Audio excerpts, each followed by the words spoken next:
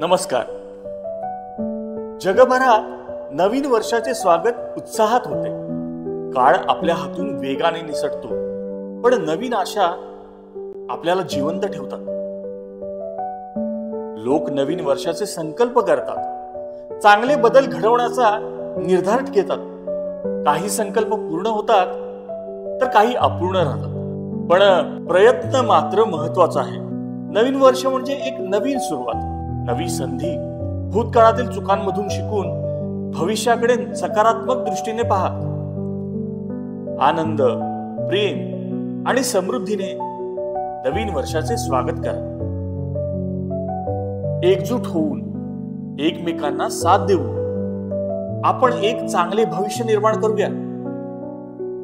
प्रत्येक दिवस नवी संधी घेऊन येतो, त्याचा पुरेपूर उपयोग करा.